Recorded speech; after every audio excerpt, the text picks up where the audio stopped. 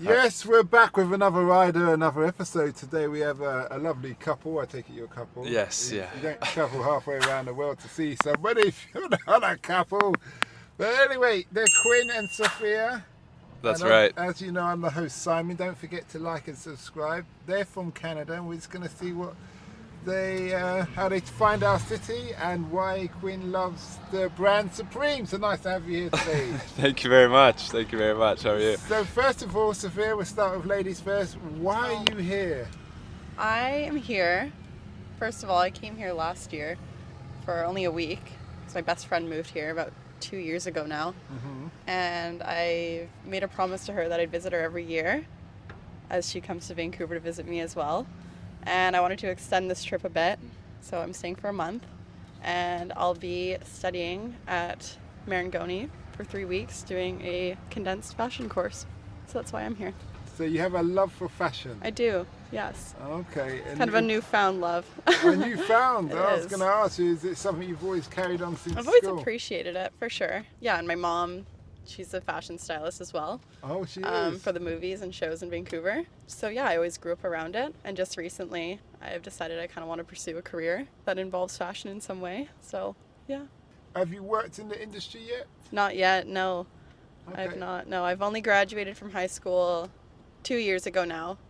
And during those 2 years, I was competitively horse riding. So I was pursuing that until now. Okay, that's a story in itself. Yeah, it is. So right, where you two live?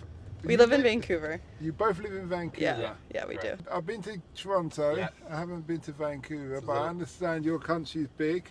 So It I is. take it you live on a ranch?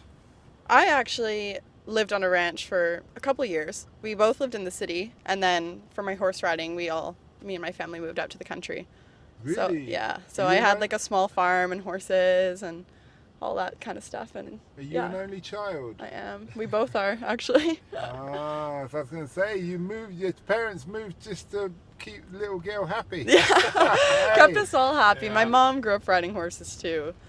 My dad Okay. appreciates that he doesn't ride them, but So wait a minute, is cattle ranchers, is that an American term? Is that like... Yes. more so American, So- definitely. So you moved to this area to ride horses. So what age you been riding horses from?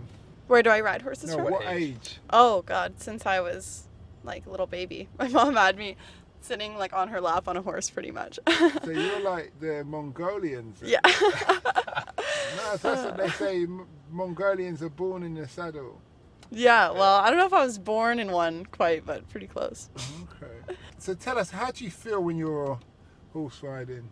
Yeah, it's something I've always loved. Like it's a total, if I'm having a bad day, anything, it's a total distraction and it's very therapeutic.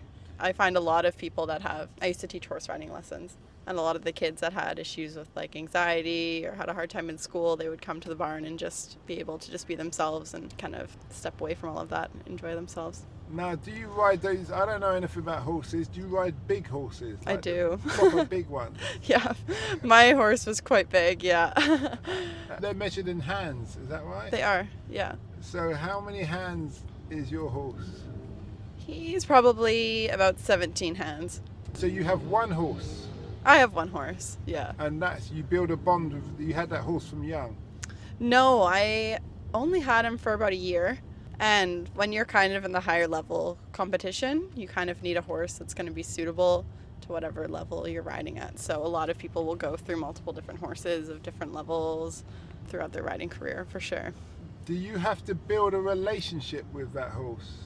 I think you definitely do. I don't think everyone would have the same opinion. Some people are like, oh, I'm just going to get on the horse and ride it and show it and, make some money. But no, I think it's having a bond with the horse makes the experience a lot more elevated. How do you build that bond?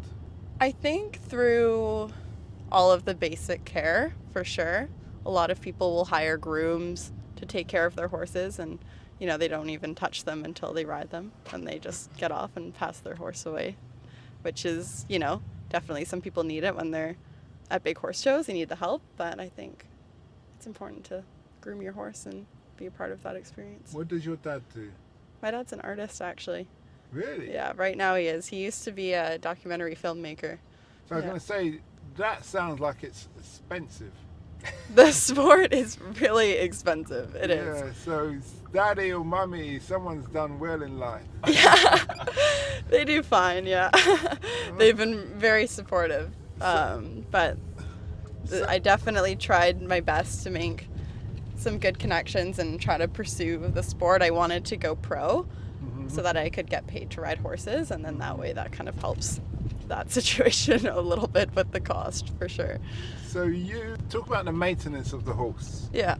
What kind of thing is that? Like changing those metal shoes? Yeah, there's a lot that goes into it, really. Their shoes have to get done. They probably have more, vet bills and have to see the doctor more than we do.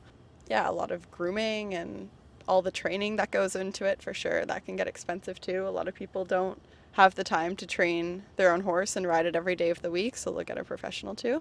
Yeah, it's a lot of time dedication, for so sure. The horse has to go out every day? It does. Well, I suppose just like anybody, you need Yeah. to be, like in jail, you walk the yard. So, Absolutely. So, Yeah. So how long do you have to take it out for? You must need a lot of space. Because You he's do. Step 1, step 2 steps, Yeah. and he's off. Yeah, so the horses get to go outside every day into like little pastures or grass fields kind of thing, so they get to be outside and actually That's not really not what be I was locked up. thinking. I'm thinking like But, like- miles and miles and just like go. go. And are you racing the horse or are you just show jumping like the posh We're English? show jumping. Okay. Yeah, so we have like an arena that we ride in. So it's like kind of an enclosed space, and being in Vancouver, the weather being so bad, a lot of them have to be indoors. So we ride in like an indoor arena kind of thing, and we also sometimes have outdoor arenas too that we horse show in during the summer. Are your descendants English? No. Okay. No, I was just thinking because I know the aristocrats here, they do that. You Yes. know, the old Yeah, redcoats it is big and here. That kind Yeah, of thing. a lot of people thought I was going to ride horses because it's such a big thing here. And I was like, no, I'm actually trying something different now. Okay. Yeah. Have you ever fallen off a horse or anything like that? I have. Really? What happened? Oh gosh, I've fallen off many, many times.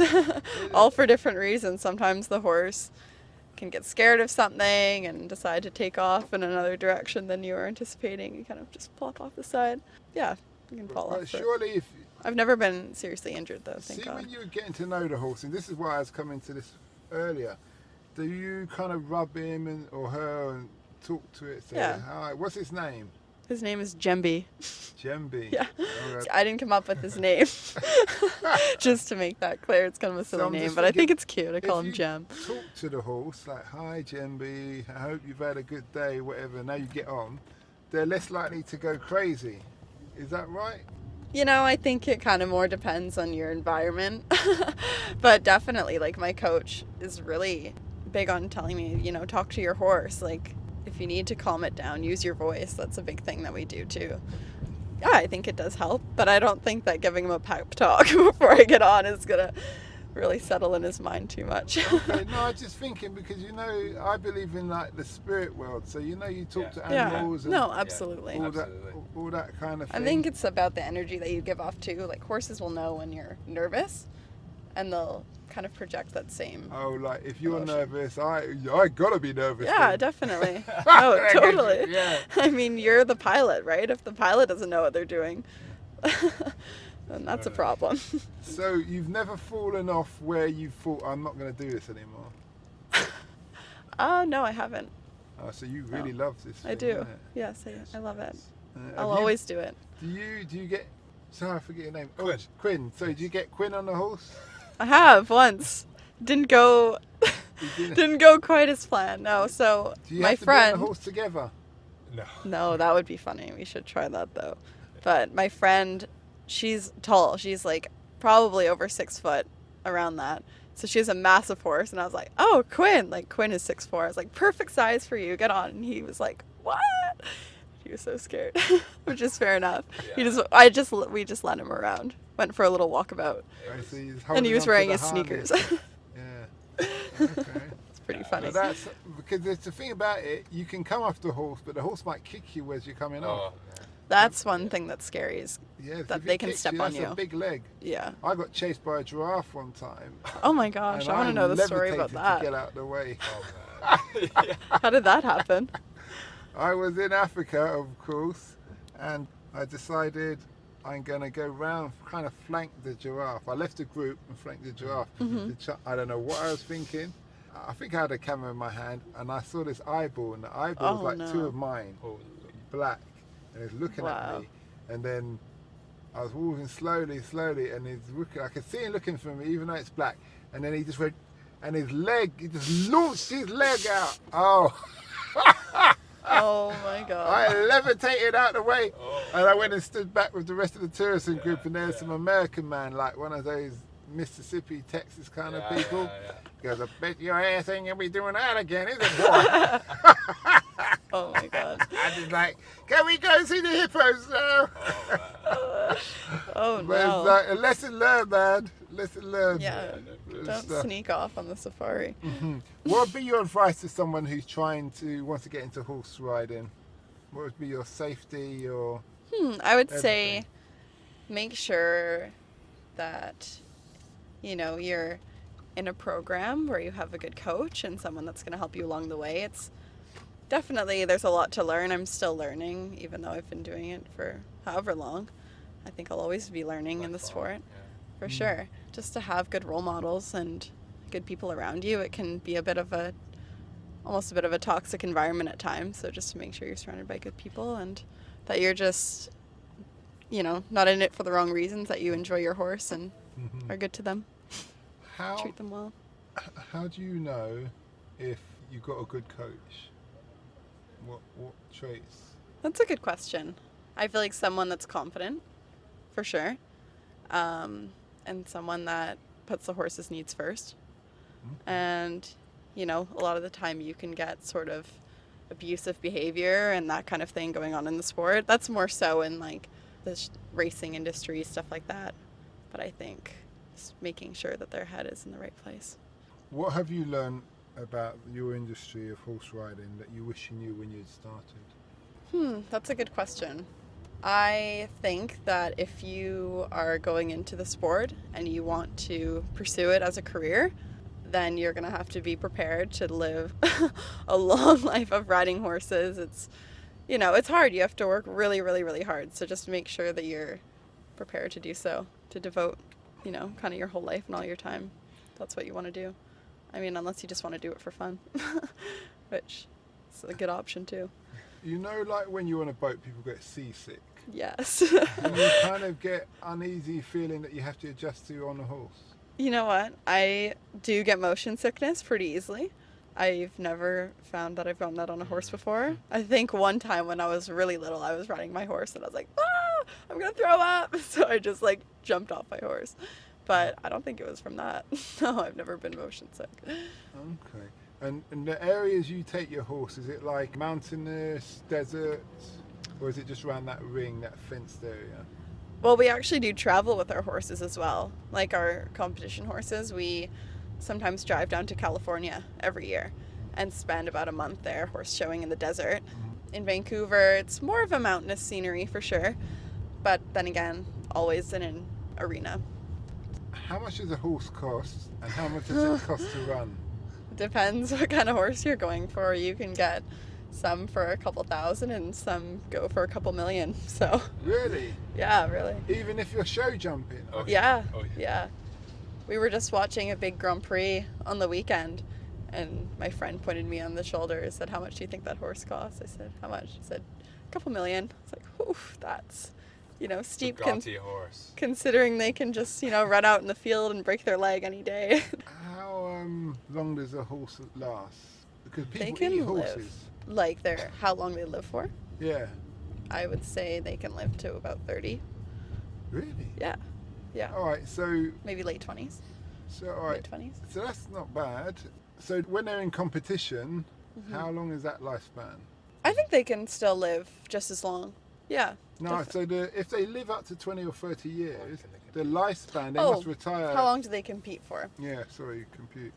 I would say a horse that is healthy and, sound means that a horse is not hurting at all. So if a horse is not sound, that means they might have some issues in their legs or whatnot, maybe some injuries kind of thing.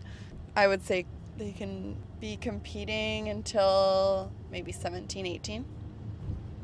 Okay. Jumping, yeah. And what's the maintenance cost of a horse, the running cost? Like a month? You are going to have to be prepared to probably around $1,500 a month for their board, which is like pretty much their rent of their little house and their stall is around like $800. And then with the training, horse shows, you know, all those extra costs, I'll tell you 12 to 1,500. You better pray your mum doesn't have any children, more children. I don't think she will at Because this if rate. she does, man, or your dad, son, you don't work, do No. you? You're a student. I know. Okay, so I'm just saying your horse riding days will be kaput. Oh yeah, no, I'm prepared for that. Your horse Yeah. ride. Would you get your children to horse ride? I would. Quinn, that I means you would. need to learn, man. Man, I gotta. You run out of excuses up my why career. dad's not Yeah. on a horse and mum's off. No, it was my mom's fault. She rode horses before me. She got me into it, so Yeah, that was her yeah. choice. She got Okay. herself in trouble with that one. We hope that episode enhanced your life. We post an interview every day as well as vlogging on our social media channels. Don't forget to subscribe to get our latest episodes.